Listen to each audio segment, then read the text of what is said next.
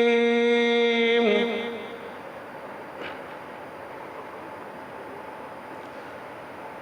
بسم الله الرحمن الرحيم والضحى والليل إذا سجى ما ودعك ربك وما قلى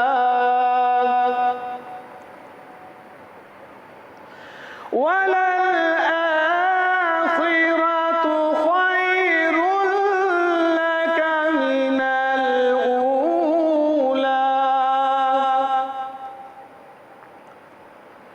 ولسوف يعطيك ربك فترضى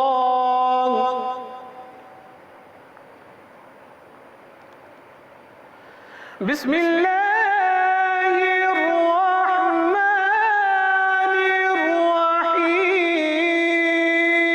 الرحيم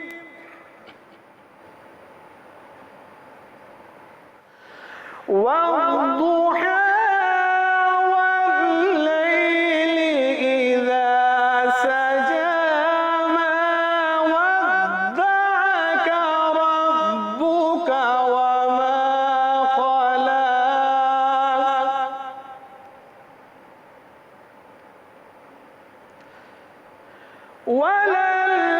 وللآخرة خير لك من الأولى ولسوف يعطيك ربك فترضى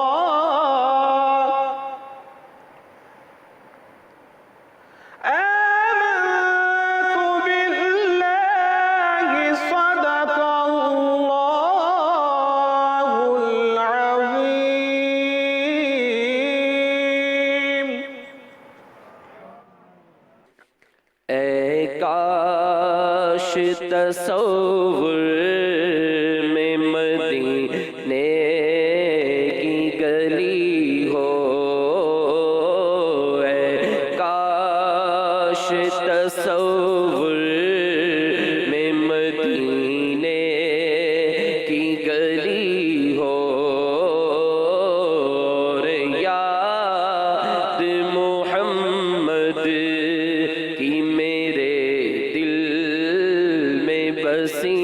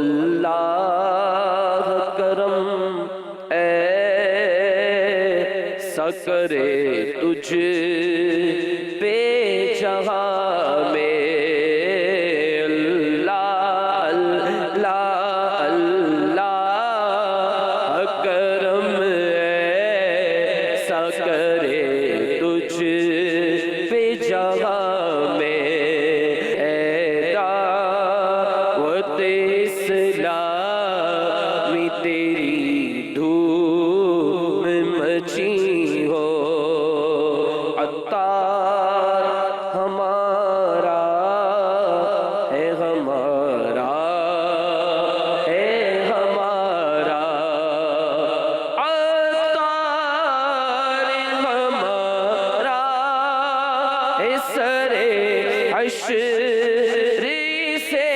کاش دستے شہ بطحا سے یہی چیٹھی ملی ہو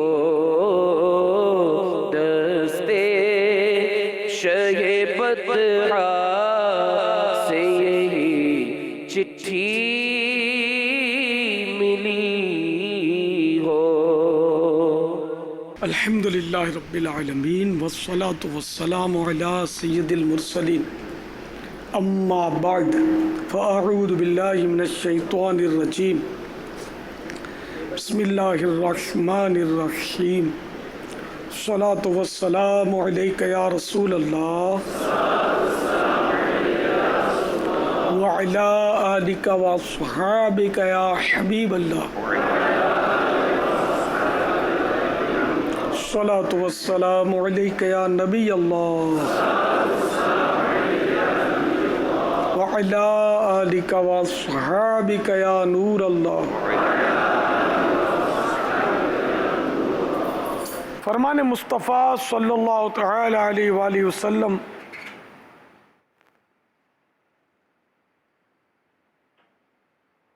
جس نے مجھ پر بروز جمعہ 200 بار درود پاک پڑھے اس کے 200 برس کے گناہ معاف ہوں گے. صلو علی الحبیب صلی اللہ تعالی.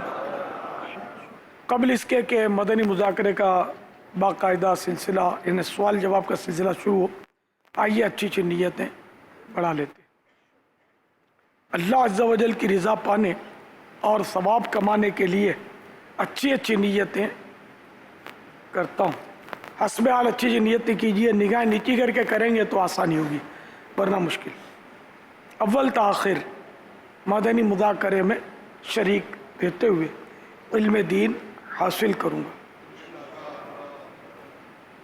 کپڑے یا بدن، سر یا داڑھی کے بال سہلانے، دھاگے نوچنے، انگلیوں سے کھیلنے، ادھر ادھر دیکھنے، باتیں کرنے، ٹیک لگانے، پردہ نہ ہونے کی صورت میں گھٹنے کھڑے کر کے دوسروں کے لیے بدنگاہی کا باعث بننے، گھٹنوں میں سر رکھنے، دوسروں کو اشارے کرنے، اٹھ کر چل پڑنے وغیرہ سے بچتے ہوئے علم دین کی تعظیم کی خاطر جہاں تک ہو سکا دو زانو بیٹھ کر علم دین سمجھنے کے لیے نگاہیں نیچی کیے خوب کان لگا کر سنوں گا.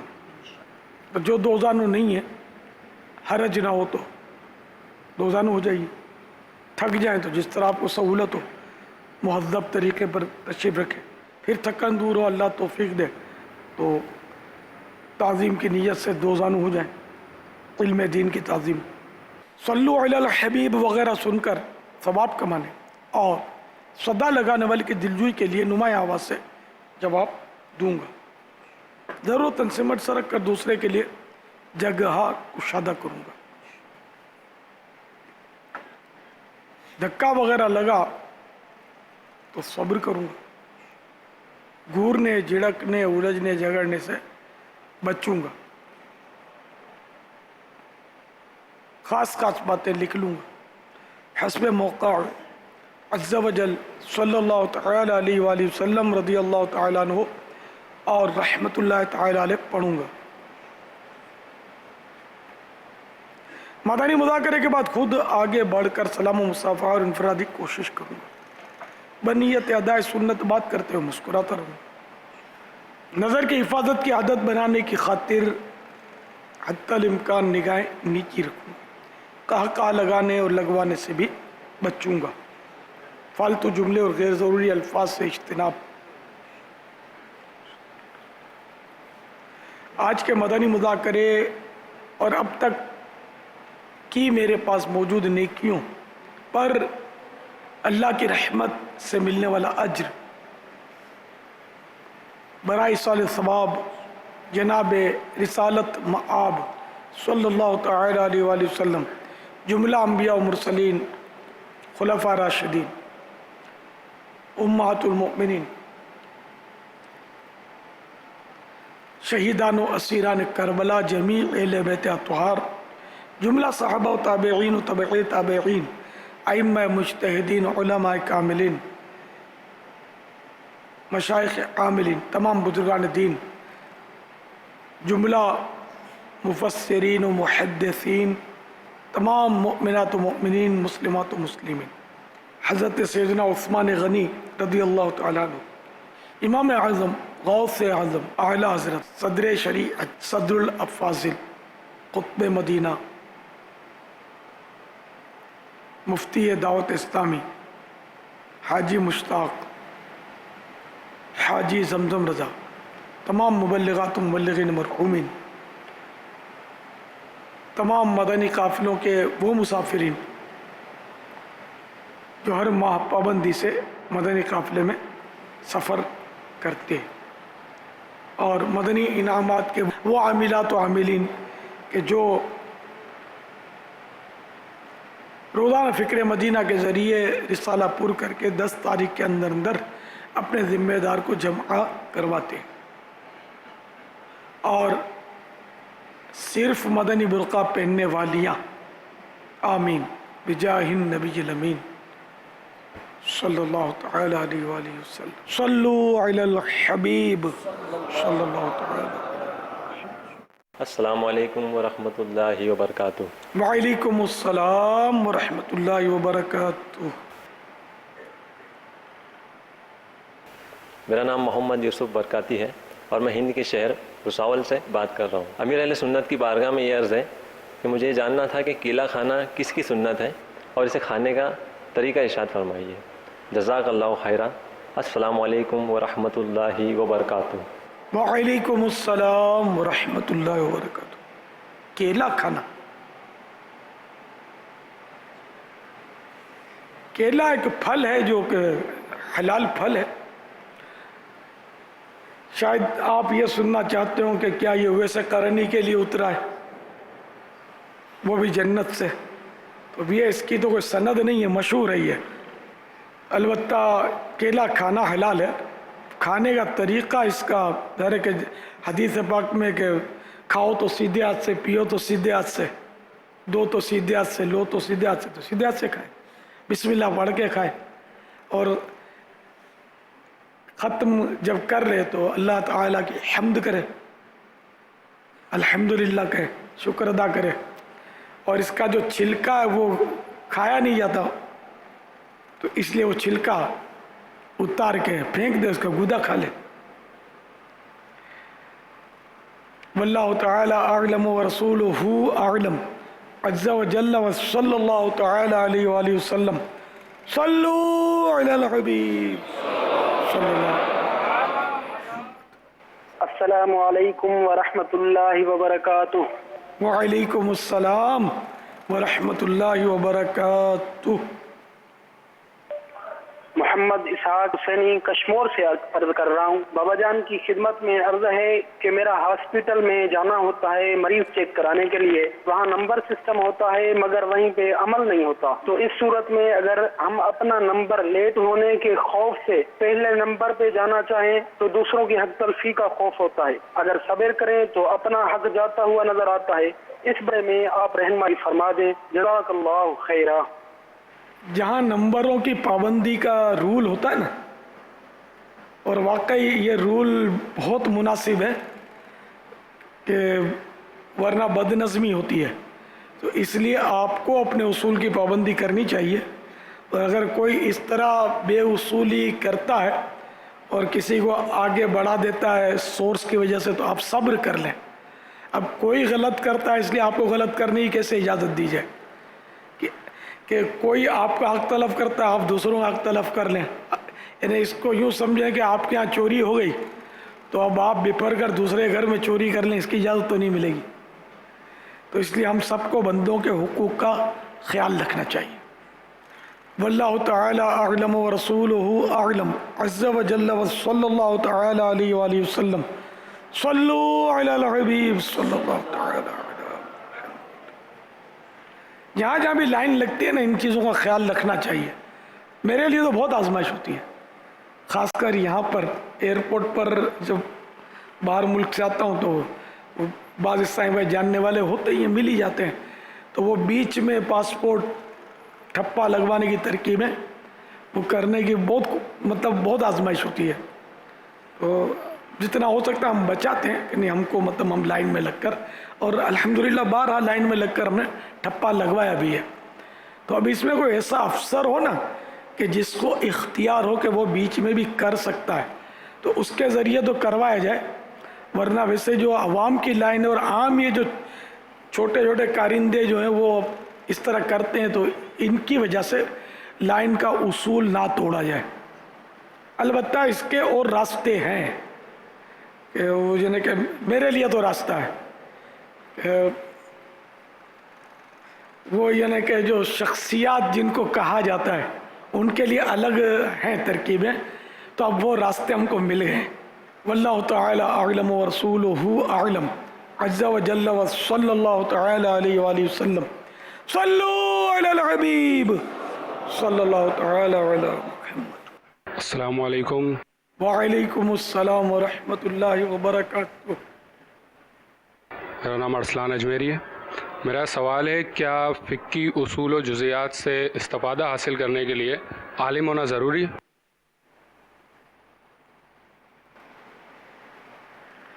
فقہی جزئیات سے استفادہ کرنے کے لیے عالم ہونا شرط نہیں ہے، مگر فقہی جزئیات کی شد بدھ ہونی چاہیے. یہ فقہی جزئیات کہاں نہیں ہوتے؟ اردو کتابیں جتنی بھی مسائل لی ہیں یہ سارے مسائل تو فقہی جزئیات ہوتے ہیں. جیسے باہر شریعت کو اب لے لیں تو فقہی جزئیات ہی تو اس میں بھرے ہوئے ہیں. نماز کے احکام لے لیں، اس میں فقہی جزئیات ہیں. ملازمین کے 21 مدنی پھول، اس میں بھی فقہی جزئیات ہیں جو بالکل 100% عوام کے لیے لکھا گیا رسالہ. تو اس لیے عوام بھی جبکہ اس کی شد بدھ ہے، سمجھ پڑتی ہے، تو فقہی جزئیات سے استفادہ کر سکتے ہیں، فتویٰ نہیں دے سکتے. اور اس جزئیت سے دوسرا مسئلہ قیاس نہیں کر سکتے، اس کی اجازت نہیں ہوتی. یہ سب کام جو ہے نا مفتیان کرام کا ہوتا ہے کہ وہ اس کو زیادہ سمجھتے ہیں اور اس کی پھر دیگر وہ صورتیں بناتے ہی ہیں. واللہ تعالی اعلم ورسولہ اعلم عز وجل وصلی اللہ تعالی علیہ وآلہ وسلم. صلو علی الحبیب علی محمد. میرا نام محمد مشتاق اطاری ہے. میں ضلع شیخ پورہ سے بول رہا ہوں، اور سوال میرا کچھ یہی ہے کہ بس میرا مدنی مذاکرہ جب باپا کا دیکھتا ہوں نا، دل باغ باغ ہو جاتا ہے، خوش ہو جاتا ہوں، اور میرے حق میں حضور دعا کیجیے گا. السلام علیکم ورحمۃ اللہ وبرکاتہ. وعلیکم السلام ورحمۃ اللہ وبرکاتہ. جزاک اللہ. حوصلہ افزائی کا شکریہ. آپ کا دل باغ باغ ہو جاتا ہے. اس باغ کے پھل دوسروں کو بھی کھلایا کریں، یعنی دوسروں کو بھی مدنی چینل دیکھنے کی دعوت دیا کریں کہ یہ بھی نیکی کی دعوت ہے، اس کا بھی ثواب ملے گا انشاءاللہ. صلو علی الحبیب صلی اللہ تعالی علیہ. السلام علیکم ورحمۃ اللہ وبرکاتہ. وعلیکم السلام ورحمۃ اللہ وبرکاتہ. میں باب المدینہ کراچی گلشن اقبال سے بات کر رہا ہوں. آپ کی بارگاہ میں میرا سوال یہ ہے کہ اگر ہم سے کسی شخص کی دل آزاری ہو جائے اور ایسی صورت میں وہ شخص ہمارے رابطے میں نہ ہو تو کیا اللہ رب العزت کی بارگاہ میں معافی مانگ لینے سے معاملہ حل ہو جائے گا؟ اس کے لیے یہ کہ جب بھی مسلمان کی دل آزاری کی ناحق تو توبہ تو اس میں واجب ہوتی ہے، توبہ تو کرنی ہوتی ہے. اب یہ کہ اس بندے کو بھی تلاش کر کے اس سے بھی حقوق معاف کروائے ہیں. اب کوئی صورت نہیں، کوئی ملتا ہی نہیں ہے. اب ایسی صورت میں یہ ہے کہ اپنے لیے اور اس کے لیے مغفرت کی دعا کرتا رہے اور اللہ کی رحمت سے امید رکھے گا اللہ تعالیٰ کوئی صلح کی صورت فرما دے اور اسے آپ سے راضی کر دے. اور قیامت کے دن اللہ تعالیٰ اپنے بندوں کی صلح کروائے گا جس کی چاہے گا. تو اس میں یہ کہ وہ ندامت ہو اور ان کے لیے بخشش کی دعا کرتا رہے، مغفرت کی دعا کرتا رہے. مالی حق کی وجہ سے دل آزاری اگر ہوئی ہے، یہ تو دل آزاری وہ کہ جیسے زبان نے کچھ کہہ دیا، جھاڑ دیا، گالی دے دی یا کوئی ہاتھ وغیرہ مار دیا اس کو، تو یہ چلو اس کی تو صورت یہ ہے کہ اس کے لیے بخشش کی دعا کرتا رہے اور نادم رہے اور اللہ تعالیٰ کے حضور بھی توبہ کرے. اب مالی حق اگر طلب کیا اور وہ نہیں ملتا تو اس کے وارثوں کو دے دے. وارث بھی نہیں ملتے، غائب ہے، بالکل کچھ پتہ ہی نہیں ہے. تو اب ایسی صورت میں اتنی رقم جتنی اس کا حق مارا تھا نا، تو وہ اتنی رقم کسی شرعی فقیر کو خیرات کر دے.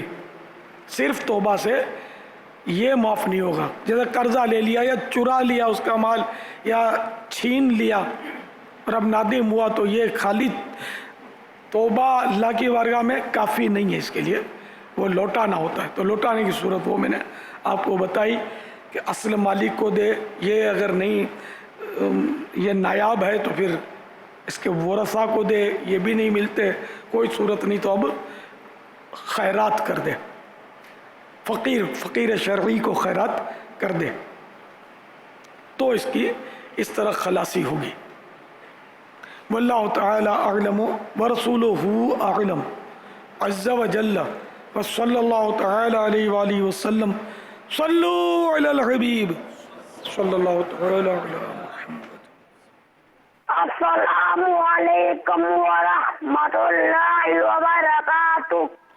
وعلیکم السلام ورحمۃ اللہ وبرکاتہ.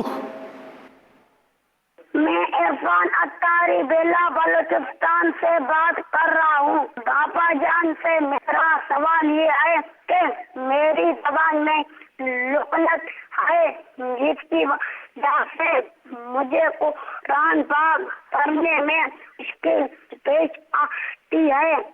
آپ میرے لیے دعا کریں اور اس کا علاج بھی بتائیں. السلام علیکم ورحمۃ اللہ وبرکاتہ.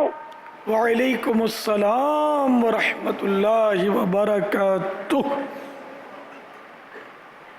اس کا علاج ایک مریض دیکھا تھا میں نے، اس کا یہ بھی ایک طرح کا ظاہر مرض ہے، ہکلاہٹ جس کو بولتے ہیں، اٹک اٹک کے بولنا. لیکن اتنا یہ اٹک نہیں رہتے، تھوڑا تھوڑا اٹک رہتے. ہو سکتا ہے نفسیاتی اثر بھی ہو کہ میری زبان تو اٹکتی ہے، اب ذہن بن گیا تو اٹکا ہی کرے پھر. تو یہ مجھے دبئی میں ایک عیسائی بھائی نے اپنا قصہ سنایا تھا کہ میں اس کو جانتا ہوں، واقعی وہ بہت اٹکتا تھا بات کرنے میں، کر کے یوں پھر بولتا تھا اٹک اٹک کے. تو اس نے مجھے بتایا کہ میں نے ایک بیان کا کیسٹ جو ہے نا، بیان کے کیسٹ سے میں جیسا بیان میں وہ کیسٹ میں ہوتی آواز وہی انداز سے میں پریکٹس کرتا رہا. حمد کی بھی پریکٹس، سلام کی بھی، بیان کی بھی. وہ پریکٹس، یہ مکتبۃ المدینہ کا بیان، تو پریکٹس کرتے کرتے الحمدللہ میری زبان کی گرہ کھل گئی. اچھا، اب وہ بالکل فریلی بات بھی کر رہا تھا اور اس نے کہا کہ اب مجھے وہ اپنے ہفتہ وار اجتماع میں جو پہلے 2 بیان ہوتے، دوسرے بیان کو مرکزی بیان کہتے تھے، تو پرانی بات ہے، بولا اب مجھے مرکزی بیان کی اجازت دلا دیں، میں بیان کروں گا. تو اس کی زبان ماشاءاللہ کھل گئی. تو یہ اس طرح لگتا ہے کہ اگر پریکٹس کرے نا بولنے کی، بار بار صاف بولنے کی، تو انشاءاللہ یہ کہ زبان کھل جائے گی. تو کوئی آپ بھی مکتبۃ المدینہ کا بیان لے کر اسی سے پریکٹس کریں، جیسا اس میں جیسا بولا ہے ویسے ہی آپ بولیں، اللہ کرے گا تو بہتری آ جائے گی. واللہ تعالی اعلم ورسولہ اعلم عز وجل وصلی اللہ تعالی علیہ وآلہ وسلم. صلو علی الحبیب صلی اللہ تعالی علیہ. السلام علیکم. وعلیکم السلام ورحمۃ اللہ وبرکاتہ. میرا نام محمد شعیب ہے. میں آپ سے یہ سوال ہے کہ بعض لوگ نماز جنازہ میں چپل اتار کر اس کے اوپر کھڑے ہو کر نماز ادا کرتے ہیں، یہ چیز صحیح ہے یا غلط؟ نماز کے احکام مکتبۃ المدینہ کی مطبوعہ کتاب، اس کے نماز جنازہ کا طریقہ اس کے اندر رسالہ ہے. اس رسالے کے صفحہ نمبر 15 پر ہے، جوتا پہن کر اگر نماز جنازہ پڑھیں تو جوتے اور زمین دونوں کا پاک ہونا ضروری ہے، اور جوتا اتار کر اس پر کھڑے ہو کر پڑھیں تو جوتے کے تلے اور زمین کا پاک ہونا ضروری نہیں. میرے آقا اعلی حضرت امام اہل سنت مولانا شاہ امام احمد رضا خان علیہ رحمت الرحمن ایک سوال کے جواب میں ارشاد فرماتے ہیں، اگر وہ جگہ پیشاب وغیرہ سے ناپاک تھی یا جن کے جوتوں کے تلے ناپاک تھے اور اس حالت میں جوتا پہنے ہوئے نماز پڑھی، ان کی نماز نہ ہوئی. احتیاط یہی ہے کہ جوتا اتار کر اس پر پاؤں رکھ کر نماز پڑھی جائے کہ زمین یا تلا اگر ناپاک ہو تو نماز میں خلل نہ آئے.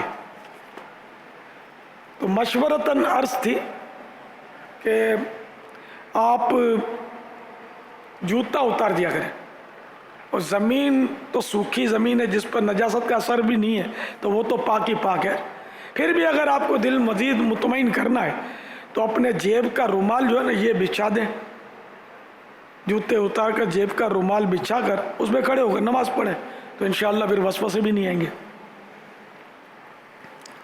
واللہ تعالی اعلم ورسولہ اعلم عز وجل وصلی اللہ تعالی علیہ وآلہ وسلم. صلو علی الحبیب صلی اللہ تعالی علیہ. السلام علیکم ورحمۃ اللہ وبرکاتہ. وعلیکم السلام ورحمۃ اللہ وبرکاتہ. محمد زاہد قادری پنڈی گھیب سے بول رہا ہوں. میرے پیارے باپا جان سے یہ سوال ہے کہ اگر کوئی شخص یہ کہتا ہے کہ اللہ اب ہماری منتیں کر رہا ہے کہ نماز پڑھو، اور قیامت کے دن ہم منتیں کریں گے کہ اللہ ہمیں مہلت دے دے، تو یہ شریعت کے لحاظ میں کہنا کیسا ہے؟ یہ کفر ہے، اس لیے کہ اللہ تعالیٰ بندے کا محتاج نہیں، اس میں اللہ تعالیٰ کی عاجزی کا پہلو پایا جا رہا ہے کہ اللہ تعالیٰ عاجزی کر رہا ہے، منتیں کر رہا ہے. منتیں کون کرتا ہے؟ جو کسی سے دبا ہوا ہو. اللہ تعالیٰ کسی سے دبا ہوا تو نہیں ہے. ایک ہی تو ذات ہے جو متکبر ہے، تکبر اسی کی شائن شان ہے، اور کسی کو تکبر کی اجازت ہی نہیں ہے نا. تو اللہ تعالیٰ عاجز نہیں ہے. اللہ تبارک و تعالیٰ کی ذات اس سے پاک ہے، عجز سے، بے بسی سے، بے کسی سے، کہ وہ کسی کی خوشامد کرے اور عاجزی اس کے سامنے کرے. تو یہ جملہ جس نے بھی کہا اس کو توبہ اس پر فرض ہے. نکاح بھی نئے سرے سے کر لے.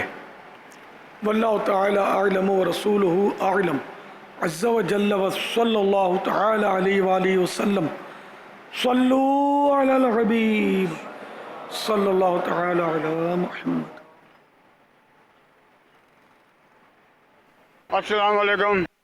وعلیکم السلام ورحمۃ اللہ وبرکاتہ.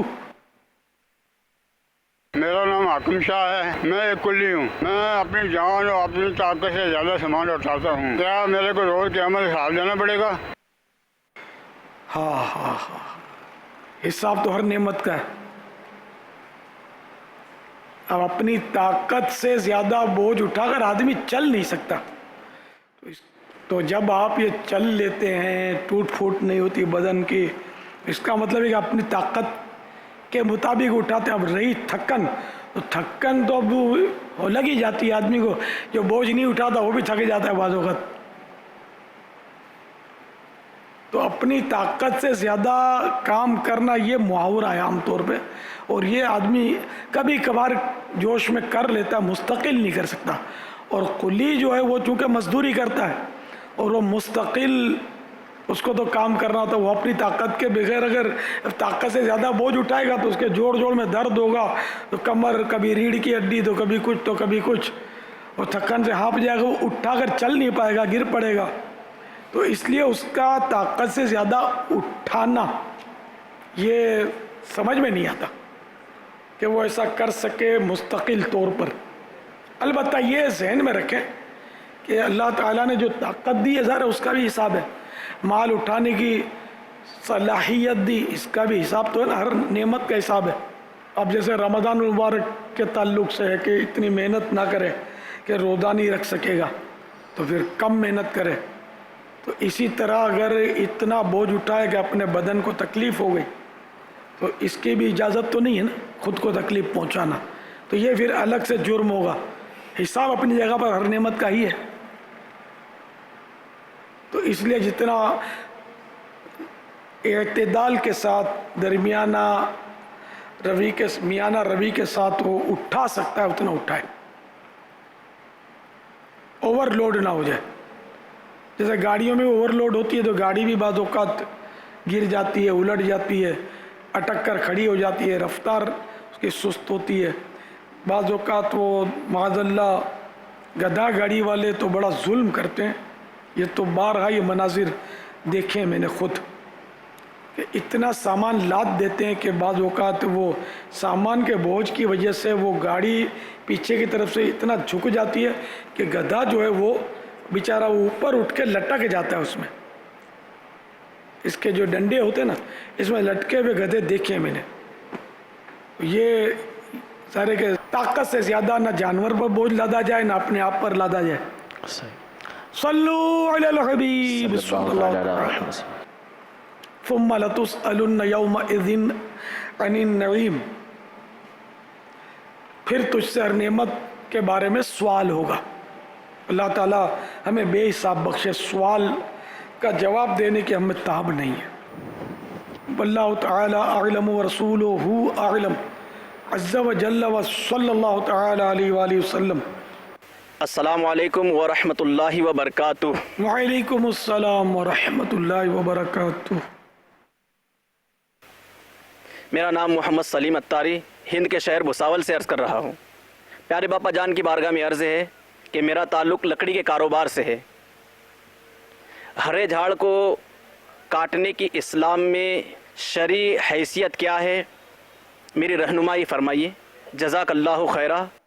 اپنا جھاڑ ہے، اپنی یا سودا کیا ہوتا ہے، یہ لوگ ٹھیکے وہ جنت وہ کیا جنگل کے کچھ اس سے خریدتے ہیں.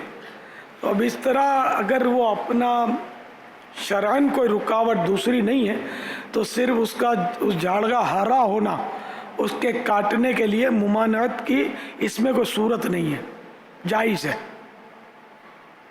واللہ تعالی اعلم ورسولہ اعلم عز وجل وصلی اللہ تعالی علیہ وآلہ وسلم. صلو علی الحبیب صلی اللہ تعالی علی توبوا الی اللہ استغفر اللہ. صلو علی الحبیب صلی اللہ تعالی علی محمد. بابا عموماً ہمارے یہاں جب ڈاکٹر کے پاس جاتے ہیں اور مریض ٹھیک نہیں ہو رہا ہوتا تو ڈاکٹر سے کچھ اس طرح کے سوال جواب یا باتیں کرتا ہے. ڈاکٹر صاحب بہت دن ہو گئے فلاں سے علاج کروا رہا ہوں، صحیح نہیں ہو رہا. اب پتہ نہیں وہ کیسا ڈاکٹر ہے، نہ دوائی صحیح دیتا ہے نہ جواب صحیح دیتا ہے. اب صحیح نہیں ہو رہا، میں آپ کے پاس آیا ہوں، آپ تو صحیح کر دو. تو بعدوں کا ڈاکٹر صاحب بھی ہو سکتا ہے یہ کہہ دیں کہ مجھے بھی آپ پہلے نہیں آئے، اس سے پہلے بھی آتے رہتے ہیں، اب کیا کریں، اب نہیں صحیح ہوتا ڈاکٹر، اب وہ نہیں دوا صحیح دیتا، بیچارہ نیا ڈاکٹر ہے.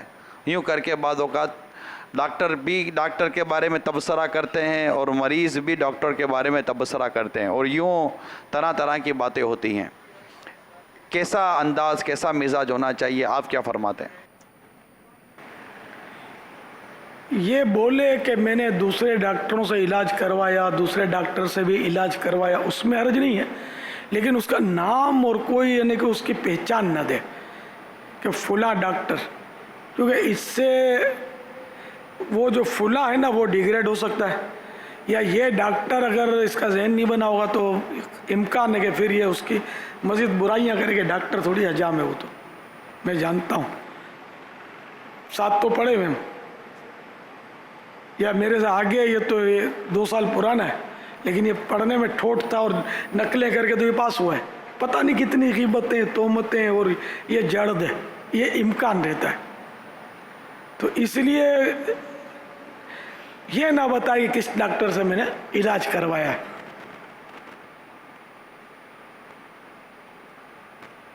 ڈاکٹر پوچھے تو نہ بتائے، ضرورت کیا ہے؟ میں اب بھی ایک چٹکلا ہوا تھا، ابھی پچھلے تھوڑا ہی ٹائم ہوا اس کو، تھوڑے دن وہ یہ کہہ سکتے ہیں کہ ایک کی آنکھ میں کوئی یعنی کہ تکلیف تھی اور ساتھ میں وہ کوئی اطراف کا حصہ بھی متاثر ہو گیا تھا، یہ کیا میں نے کہا، تو بولا وہ فلاں سے علاج کروایا میں نے، ایسی دوا لکھ دی، یوں ہو گیا۔ پھر میں نے اس کو کسی اور ڈاکٹر کا پتہ دیا اور اس کو سمجھایا کہ اب اس ڈاکٹر کو یہ نہیں بولنا کہ میں نے اس سے یہ علاج کروایا تھا۔ آپ نے میرے سامنے بھی نام کیوں لیا؟ میں نے کہا میں اس ڈاکٹر کو جانتا ہوں، وہ بہت مشہور ڈاکٹر ہے۔ میں نے کہا وہ بہت بڑا ڈاکٹر ہے، تیری قسمت میں یہ تھا تجھے ہو گیا، کیونکہ بعض اوقات وہ کسی چیز سے الرجی ہوتی ہے یا سائیڈ ایفیکٹ ہو جاتا ہے، ڈاکٹر کو بھی اس کا پتہ نہیں ہوتا۔ تو میں نے کہا آپ اس طرح یہ اس ڈاکٹر کو پتہ چلے گا، اس کا دل کتنا دکھے گا۔ میں نے اس کو سمجھایا، اس نے ٹھیک ہے، اس کی سمجھ میں آ گیا۔ پھر یہ اب اس کی وہی بیماری جو تھی بہتری پر آ گئی، تو اس نے مجھے مطلب میری بات چیت ہوئی تو بولا اسی ڈاکٹر جس کا آپ نے کہا تھا، میں گیا تھا اس کے پاس اور میں نے اس کو وہ تم نے بتایا تو نہیں ڈاکٹر کا؟ نہیں میں نے اس کو بتایا ہی نہیں میں نے، اور بولا یہ کمال یہ ہو گیا کہ اس ڈاکٹر کی دوا سے جو مجھے یہ ہوا تھا نا، اس ڈاکٹر نے بھی یہی دوا لکھ دی۔ تو اب بس وہ ایک اعتماد ہوتا ہے نا، میں نے بھیجا تھا یا جو بھی اس نے چینل عقیدت کا چلایا کچھ بھی ہے، اور اب اس نے وہی دوا لکھ دی اور میں نے وہی دوا استعمال کی، میرے کو تو ٹھیک ہو گیا اسی دوا سے جس سے وہ اس کی حالت خراب ہو گئی تھی۔ تو بہت مطمئن تھا وہ۔ تو اس طرح مطلب ہے کہ ڈاکٹر، اب دیکھو ایک ہی دوا سے ایک ڈاکٹر نے لکھ دی تو اس کو تکلیف ہوئی، اسی دوسرے ڈاکٹر نے لکھ دی تو اس کو اسی دوا سے فائدہ ہو گیا۔ تو میں نے کہا کہ یہ ممکن ہے کہ اس دوا کا یہ کام نہ ہو، کوئی تمہیں جراثیم لگ گئے ہوں اور اس وجہ سے یہ مسئلہ ہو گیا ہو، اور وہ دوا اپنی جگہ پر درستی ہوگی، جبھی تو وہ دونوں نے ایک ہی دوا لکھ دی، تو ڈاکٹر غلط نہیں تھا۔ تو اس لیے ڈاکٹر کی شکایت نہیں کرنی چاہیے، ہمارے یہاں یہ عام ہے، اور ڈاکٹر کی پھر وہ کمزوریاں، پھر وہ جو بھی سمجھ میں آتا ہے لوگ بولتے ہیں، یہ بعض اوقات اس میں غیبتوں کا صدور ہو جاتا ہے، تو اس سے بہت بچنے کی ضرورت ہے۔ اسی طرح دوسرے معاملات میں بھی، جو اگر کوئی چیز بھی ایسی لی آپ نے اور وہ تھوڑی کمزور آ گئی تو اب دوسرے کے بعد چلے گئے، اس سے میں نے لی ہے یہ پین، یہ تو لکھتی نہیں ہے، جب یہ نا اٹکتی رہتی ہے، حالانکہ پین ایسی چیز ہوتی ہے کہ یہ اٹکتی ہے، بعض اوقات وہ پین والے کو بھی نہیں پتا ہوتا، یہ آپ دیکھ بھال کے لیتے، سمجھے؟ تو یہ سمجھانے کے لیے عرض کر رہا ہوں۔ تو یہ اس کا نام لینے سے کیا، یہ پھر دوسرا بیپاری ہوتا ہے، بعض اوقات کھلتا ہے اور اس کی مزید برائیاں کرتا ہے۔ اسی طرح یہ دور اتنا نازک ہے کہ اگر ایک پیر صاحب کے پاس دوسرے پیر صاحب کا تذکرہ بھی کیا جائے نا کہ ان سے میں نے تعویذ لیا تھا اور مجھے فائدہ نہیں ہوا اور اب آپ کے پاس حاضر ہوا ہوں، تو بعض اوقات پیر صاحب بھی فائرنگ شروع کر دیتے ہیں، ارے وہ اس کے پاس تو روحانیت ہی نہیں ہے، وہ تو یوں ہے، ایسا ہے، ویسا ہے، پیر بن بیٹھا ہے، یوں معاذ اللہ، مطلب یہ نہیں کہ اتنی بری حالت ہے کہ جس کی انتہا نہیں۔ وہ اعلیٰ حضرت کے خلیفہ حضرت سیدنا فقیہ اعظم ابو یوسف محمد شریف کوٹلوی علیہ رحمۃ اللہ القوی نے کتاب لکھی ہے اخلاق صالحین، مکتبۃ المدینہ نے شائع کی ہے، مختصر سی کتاب ہے، پڑھنے جیسی کتاب ہے، तसव्वुफ़ पर लाजवाब किताब है और इतनी दिलचस्प है कि आप पढ़ेंगे तो आपको छोड़ने को जी नहीं चाहेगा। मैंने एक को दी तो फिर मैंने बोला पढ़ी, बोला मैं 3 बार इसको पढ़ चुका हूँ, इतना उसको दिलचस्प रही वो किताब। आप ज़रूर लीजिए उसको, ये 100-125 सफ़े होंगे शायद, ये बस इतनी ज़ख़ामत होगी तकरीबन, तो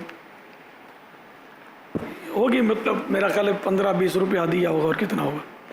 तो ये इस किताब में मैंने पढ़ा था कि इन परहेजगार के लिए परहेजगार से सिफारिश मत करवाओ, न मुत्तकी से मुत्तकी के पास सिफारिश मत करवाओ। यानी अब यानी कि ये उस दौर की बात है, वो भी इन्होंने भी वो तंबीउल मुग़तर्रीन से गालिबन ये ली थी, हज़रत शेख अब्दुल वहाब शाइरानी क़ुद्दस सिर्रुन नूरानी की किताब जो है तंबीउल मुग़तर्रीन, उसी से ये गालिबन सभी लिया उन्होंने, तरख़ीस की है ये कह सकते हैं उसकी। तो ये ना उस दौर में ऐसा होगा ना कि एक मुत्तकी भी दूसरे मुत्तकी के फ़ज़ाइल सुनने का मुतहम्मिल नहीं होगा। तो जब नेकों में ये हालत है कि एक पीर दूसरे पीर की तारीफ़ सुनने के लिए तैयार नहीं है, एक मुफ्ती दूसरे मुफ्ती के फ़ज़ाइल सुनने के लिए तैयार नहीं है, एक आलिम, एक मुक़र्रिर, एक वाइज़ ये भी अपने मतलब यानी कि वो दूसरे वाइज़ और मुक़र्रिर के वो खूबी और अच्छाई सुनने के लिए तैयार ना हो, ऐसा नाजुक दौर हो, तो डॉक्टर दूसरे डॉक्टर की खूबी कब सुनेगा? और ये बाबा जी, एक बाबा जी दूसरे बाबा जी की कब सुनेंगे कि मैंने तो उसके तावीज़ लिया, इसके तावीज़ लिया, इसको तो समझ ही नहीं आती, ले ये बोलता है नफ्सियाती मरज़ है, आपने सही पहचाना, मुझे वाकई असरात हैं, समझे? तो ये असरात बोले ना तो समझ में आवे, वो बेचारा नफ्सियाती असर बोल के फंस गया, सही बात बता के। जादू बोले तो समझ में आवे, बीमारी बोले तो समझ में ना आवे इसका। तो ये कि यूँ तो एक बाबा जी का दूसरे बाबा जी के पास तस्करा ना किया जाए, एक डॉक्टर का दूसरे डॉक्टर के पास, एक हकीम का दूसरे हकीम के पास, इस तरह एक हकीम का दूसरे डॉक्टर के पास, दूसरे डॉक्टर के पास दूसरे हकीम का भी तस्करा ना किया जाए कि डॉक्टर हकीम की भी वैसे जैसे चूहे बिल्ली की लड़ाई है ना, ऐसा लगता है इनकी भी आपस में लड़ाई है। वो बस वो एक दूसरे को शायद एक दूसरे के वजूद को तस्लीम ही नहीं करते होंगे, तो इसलिए वो खामखा ये बेचारे खुद भी गुनाहों में पड़े। तो एक दूसरे का नहीं बताना चाहिए, अपना जो मतलब है ना वो अर्ज करे। बल्कि ऐसा नाजुक दौर है कि मैं फुला मुफ्ती के पास गया था, उसने तो ले मुझे ये मसला बता दिया, हज़रत आप फरमाएं दुरुस्त क्या है। ये भी ख़तरनाक है कि आपको पता ही नहीं कि दुरुस्त क्या है। उस मुफ्ती ने जो फतवा दिया, अच्छा मुफ्ती साहब ने बिल फ़र्ज़ गलत फतवा दे दिया, अगर अपनी दानिश में उन्होंने गलत नहीं दिया और वो अपनी फ़हम के मुताबिक, सोच के मुताबिक, शरीयत के मुताबिक फतवा दिया है उन्होंने, अगरचे वो बाद में गलत साबित हो गया, लेकिन मुफ्ती साहब गुनाहगार नहीं है, आप ग़ीबतें करके फंस जाओगे। तो इसलिए एक का तज़किरा दूसरे के पास करने पर बहुत गौर करना चाहिए। गालिबन सुफियान सौरी अलैह रहमतुल्लाह अल कवी का वो तंबीउल गाफिलीन में किस्सा लिखा है, हज़रत फ़क़ीह अबुल लैस समरकंदी अलैह रहमतुल्लाह अल कवी ने, कि शायद इन्हीं का या किसी और बड़े बुज़ुर्ग का, कि वो इनका 2 तबीबों से वास्ता पड़ा, तो आपने फरमाया कि अगर मुझे ग़ीबत का खौफ ना होता ना तो मैं ये कहता कि फ़लाँ तबीब से फ़लाँ तबीब ज़्यादा होशियार है। तो ये दोनों में से एक को होशियार कहने के लिए भी वो तैयार नहीं हुए कि एक को होशियार कहता हूँ, दूसरा डिग्रेड हुआ जाता है।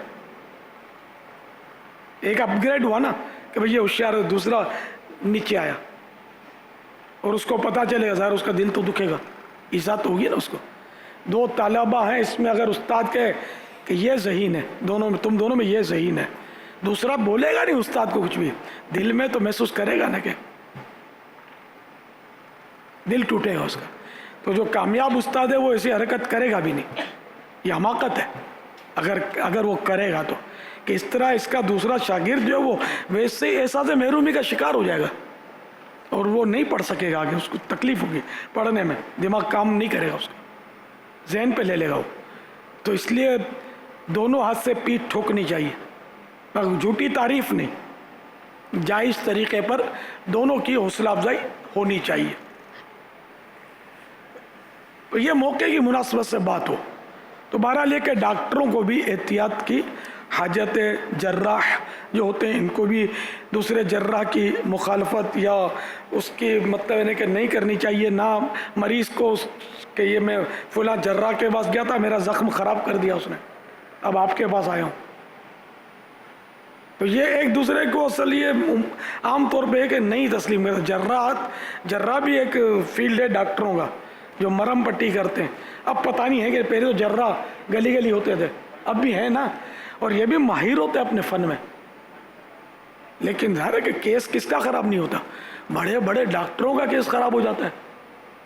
دل کا آپریشن کرتے ہیں مریض مر جاتا ہے، گردے کا آپریشن کرتے ہیں فیل ہو جاتا ہے، بائی پاس کا آپریشن کرتے ہیں مریض دم توڑ جاتا ہے. بڑے بڑے ڈاکٹروں کی ہوتی ہے ایسی مطلب. تو اس میں ہم ڈاکٹر کا قصور یا جراح کا قصور کیوں بولیں؟ کوئی یہ تو ویسے پروفیشنل ہے، کوئی بھی جراح یا حکیم یا ڈاکٹر اپنے مریض کا کیس کیوں خراب کرے گا؟ کیونکہ اگر یہ کیس خراب کرے گا تو اس کے ہاتھ میں آئے گا کیا؟ الٹا اس کے گاہک ٹوٹیں گے اور یہ دوسرے کو بولے گا کہ اس ڈاکٹر سے علاج مت کرواؤ. تو اس لیے ڈاکٹر کی، جراح کی، حکیم کی، جس کی بھی، سب کی 100% کوشش رہے گی کہ میرا مریض میرے ہاتھ سے ٹھیک ہو جائے، تاکہ میرا پیشنٹ میرے پاس آئے وہ دوسرے پیشنٹس کو لے آئے. اس لیے وہ اس طرح نہیں. بعض لوگ یہ کہ آپریشن کوئی فیل ہو جاتا ہے تو لڑائی کرتے ہیں، ڈاکٹروں کی دھلائی کر دیتے ہیں، مارا ماری کر دیتے ہیں. ایک بار ایسا کیس میرے پاس بھی آیا تھا کہ ہم چھوڑیں گے نہیں ڈاکٹر کو. والدہ بیچاروں کی فوت ہو گئی، وہ آپریشن کو فیل ہو گیا اور کچھ تکلیفیں اٹھا کر دنیا سے چلی گئی. تو بڑے بھائی نے کہا کہ میں تو چھوڑوں گا نہیں ڈاکٹر کو، اس پہ کیس کروں گا. چھوٹے بھائی نے جو اپنے ماشاءاللہ ماحول سے وابستہ ہیں، انہوں نے مجھے بتایا کہ ان کو، بڑے بھائی کو ہمارے صرف آپ سمجھا سکتے ہیں اور کوئی نہیں سمجھا سکتا. اچھا. تو میں نے پھر ٹیلی فون کیا، یہ وہ نہیں چھوڑوں گا. پھر میں نے اس کو سمجھایا.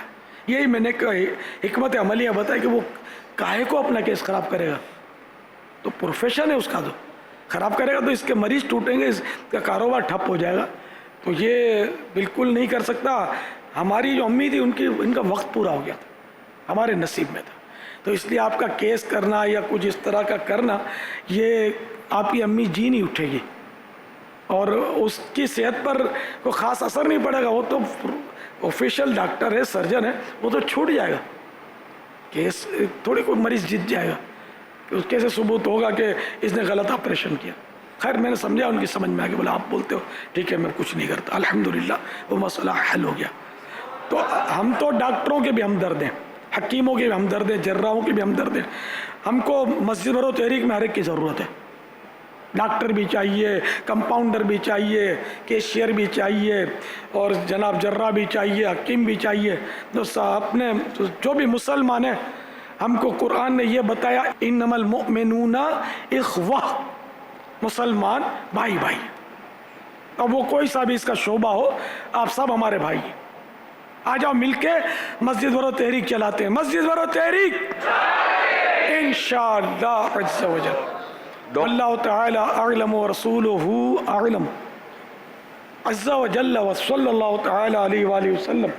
صلو علی الحبیب صلی اللہ تعالی علیہ. ڈاکٹر کس طرح مسجد برو تحریک میں آپ کا ساتھی بن سکتا ہے؟ ڈاکٹر تو مجھ سے شاید زیادہ میرا یعنی کہ معاون ہو سکتا ہے.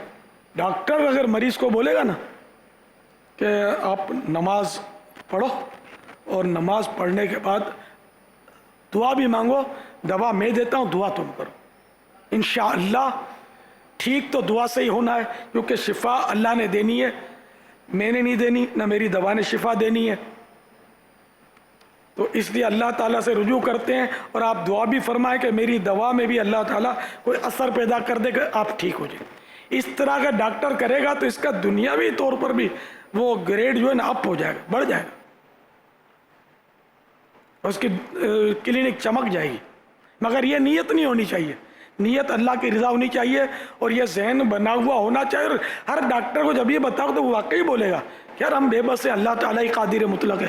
شفا ڈاکٹر نہیں دیتا، شفا شافی الامراض رب قدیر دیتا ہے. کون مسلمان اس کا انکار کرے گا؟ انکار کرے گا تو مسلمان رہے گا کب؟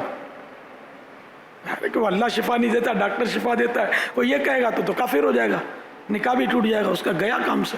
تو کوئی بھی مسلمان ڈاکٹر کہنا کچھ سوچ بھی نہیں سکتا کہ میری دوا کام کرتی ہے، میرا رب جو ہے اس کا حکم کام کرتا ہے، وہ چاہے گا تو ہی شفا ہوگی. ہو وہ شافی، وہ شفا دینے والا ہے.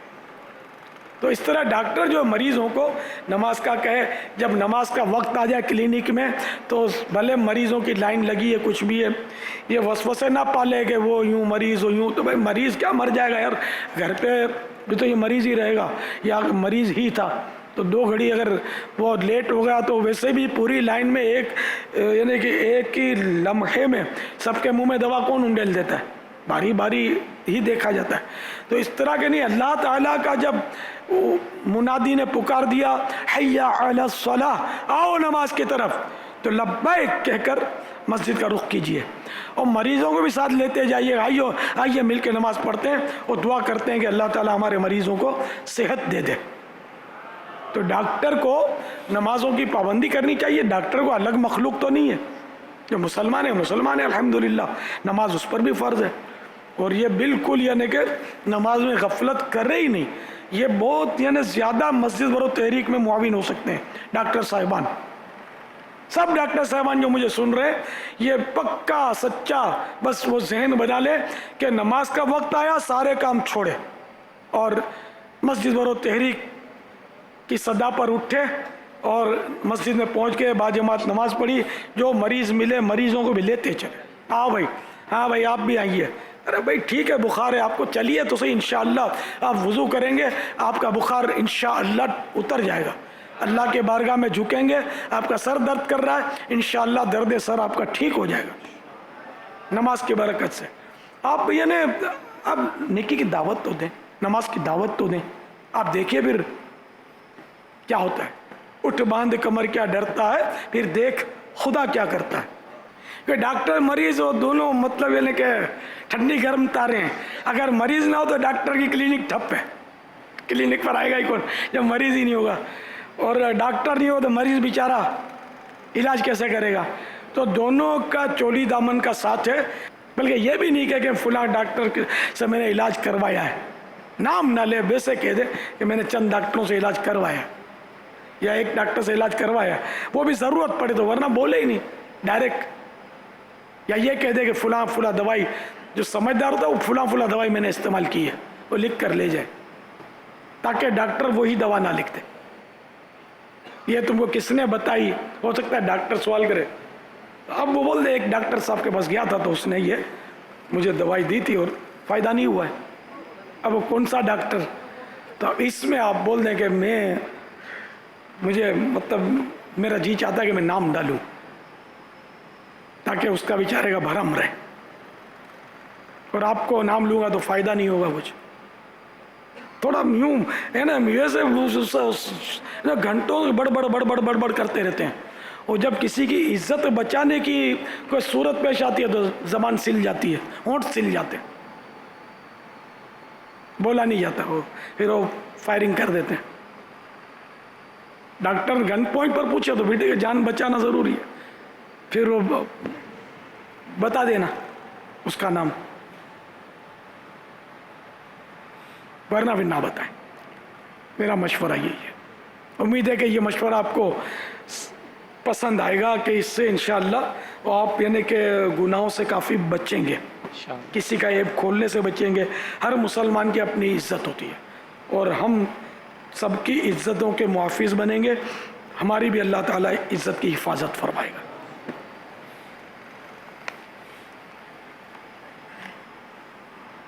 عیبوں کو ڈھونڈتی ہے فقط عیب جو کی نظر، جو خوش نظر ہیں ہنر و کمال دیکھتے ہیں.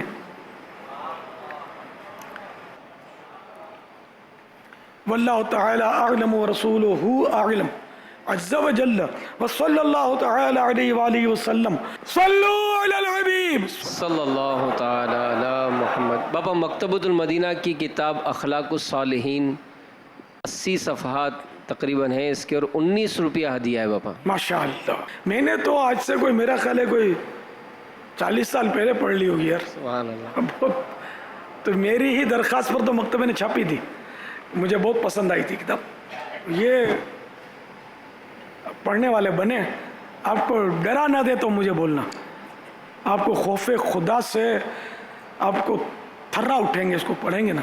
اب یقین نہ آئے تو پیسے واپس، یہ محاورہ ہے، وہ لے لیں. صرف 80 صفحات ہیں تو ایک میرا خیال ہے کوئی گھنٹے بھر میں تو پڑھ بھی لیں گے.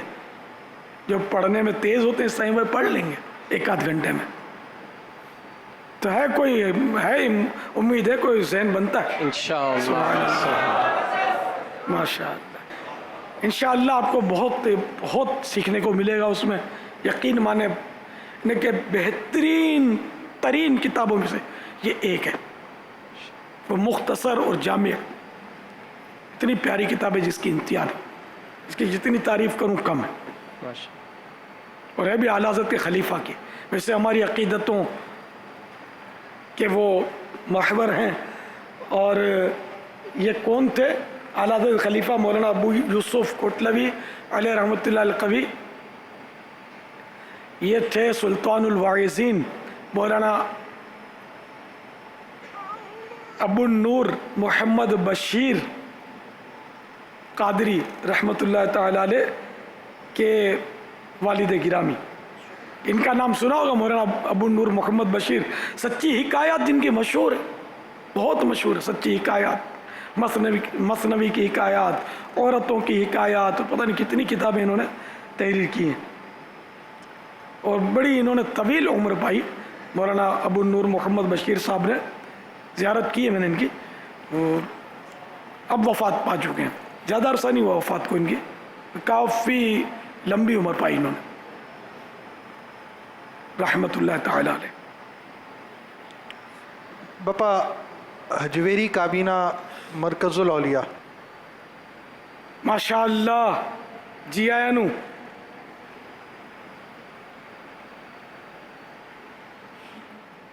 صلو علی الحبیب صلی اللہ تعالی علی محمد. السلام علیکم. وعلیکم السلام. پیارے باپا جان، آپ سے میرا سوال ہے کہ میرا نام محمد اسلام ہے، میں ٹنڈو جام سے آیا ہوا ہوں. عموماً دستور ہے کہ صلاۃ و سلام کھڑے کھڑے پڑھتے ہیں، بیٹھ کر پڑھنا کیسا ہے اور یہ کب سے پڑھا جا رہا ہے؟ صلاۃ و سلام بیٹھ کر پڑھنا بالکل جائز ہے، بلکہ لیٹے لیٹے بھی کوئی پڑھے جبکہ پاؤں سمٹے ہوئے ہوں تب بھی جائز. اب وہ کھڑے کھڑے اجتماعی طور پر پڑھنے کا جو ہمارے ہاں رواج ہے، یہ بھی ایک اچھا رواج ہے. اور جب سب لوگ کھڑے کھڑے پڑھ رہے ہوں تو بلا عذر بیٹھنا نہیں چاہیے. یہ مشورہ ہے کہ تنفیر عوام کا باعث ہوگا، لوگ برائی بیان کریں گے اور طرح طرح کی تہمتیں رکھیں گے، یہ امکان ہے. تو اس لیے کوئی مجبوری نہ ہو، ورنہ اپنا عذر بیان کر دے کہ میں کھڑا نہیں ہو سکتا، مجھے کوئی تکلیف ہے، تو پھر وہ بات نہیں مطلب خراب ہوگی. رہا یہ کہ یہ رواج کب شروع ہوا. اعلیٰ حضرت کا رسالہ ہے اقامت القیامہ کے نام سے. اس میں اعلیٰ حضرت نے یہ فرمایا ہے کہ صدہا سال سے، یعنی سینکڑوں سال سے بلاد دارالاسلام میں رائج اور معمول ہے. یعنی سینکڑوں سال سے یہ سلسلہ چلتا ہوا آ رہا ہے، اور اس پر کئی نصوص، کئی علماء کے اقوال جو ہے اس سے پہلے حضرت نے احادیث سے، قرآن کی آیات سے اس کا جواز ثابت کیا ہے. پھر اس کے بعد کئی علماء کے اقوال نقل کیے ہیں کہ جنہوں نے میلاد میں قیام کرنے کا ثبوت دیا ہے. تو سینکڑوں سال سے یہ سلسلہ جاری ہے. الحمدللہ. اب مگر وہ گھوم پھر کے لائیں گے صحابہ کرام نے کیا کچھ ایسا کیا، یہ لاتے ادھر ہیں. جیسے وہ صحابہ کرام نے جو کیا وہ یہ سب کرتے نہ ہو. صحابہ کرام نے فاقے کیے تھے، کرتے ہو آپ فاقے؟ صحابہ کرام نے 3 عیدیں منائی تھی جو آپ 3 عید کی چھٹیاں کرتے ہو. اور عید الفطر کے بعد باسی عید، تو تیر باسی عید، عید کو باسی کر دیا آپ نے. پھر آپ کو یہ وہ احساس نہیں ہوا کہ ویسے تازہ ترین عید फूल जैसे आप उसको बासी कर देते हो, तो बासी ईद। तो सहाबा किराम ने तो 3 ईदें मनाना तो कहीं भी साबित नहीं है।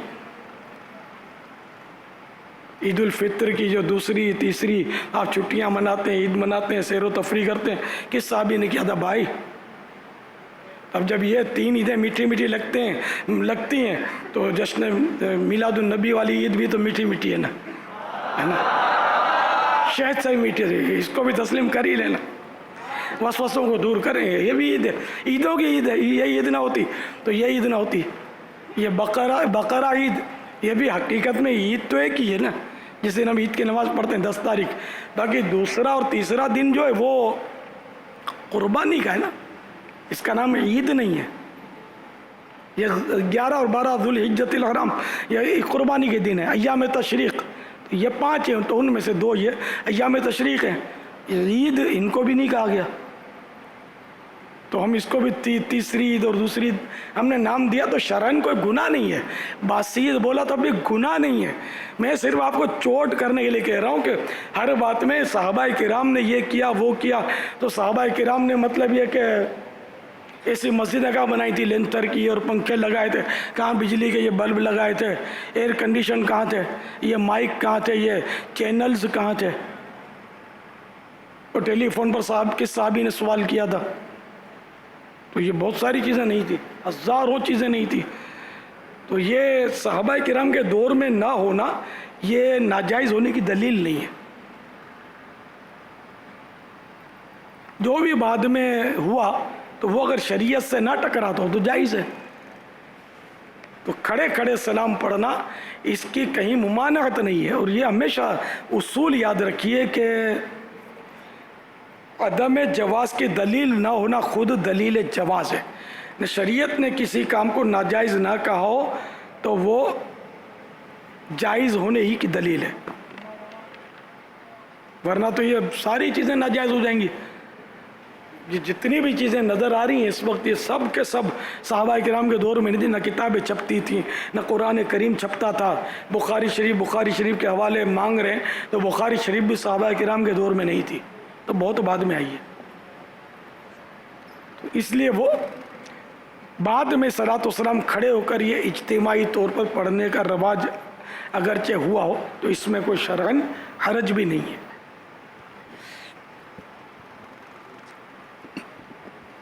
और कहाँ हुक्म है ये भी शायद पूछा ना इसका, तो वो है ना कुरान की आयत, इन्नल्लाह व मलाइकतहु युसल्लूना अलन नबी या अय्युहल्लज़ीना आमनू सल्लू अलैहि व सल्लिमू तस्लीमा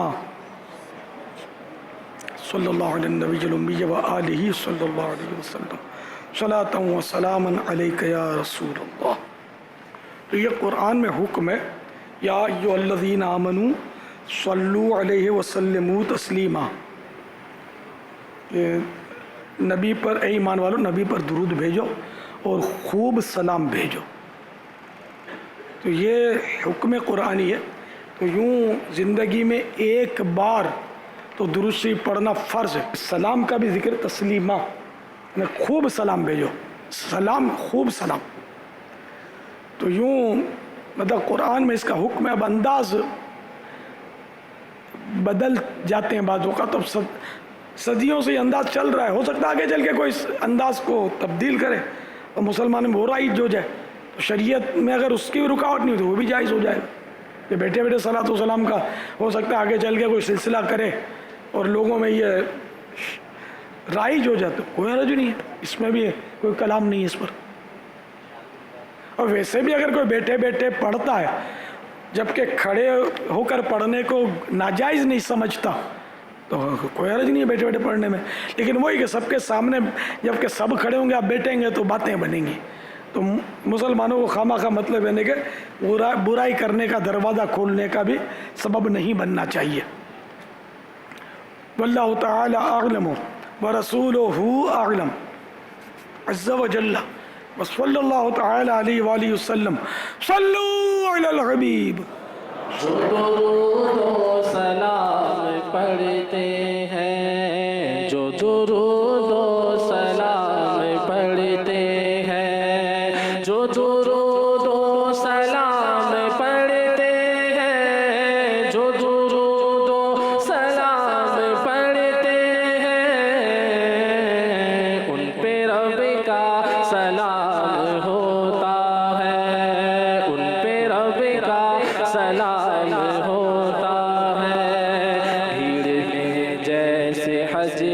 اسود کا، بھیڑ میں جیسے حجر اسود کا دور سے استلام ہوتا ہے، یوں ہی عشاق کا وطن رہ کر، یوں ہی عشاق کا وطن رہ کر دور سے بھی سلام ہوتا ہے، دور سے بھی سلام ہوتا ہے، جو درود و سلام پڑھتے ہیں ان پہ رب کا سلام ہوتا ہے۔ سبحان اللہ۔ فیضان سنت صفحہ 176 پر ہے، حضرت سیدنا عبداللہ بن عمرو بن عاص رضی اللہ تعالی عنہما فرماتے ہیں جو یہ دعا کسی مجلس سے اٹھتے وقت 3 مرتبہ پڑھے تو اس کی خطوائیں مٹا دی جاتی ہیں، اور جو مجلس خیر و مجلس ذکر میں پڑھے تو اس کے لیے خیر یعنی بلائی پر مہر لگا دی جائے گی۔ آئیے مل کے پڑھتے ہیں۔ صلو علی الحبیب صلی اللہ تعالی علی محمد۔ سبحانک اللہم وبحمدک لا الہ الا انت استغفرک واتوب الیک۔ سبحانک اللہم وبحمدک لا الہ الا انت استغفرک واتوب الیک۔ سبحانک اللہم وبحمدک لا الہ الا انت استغفرک واتوب الیک۔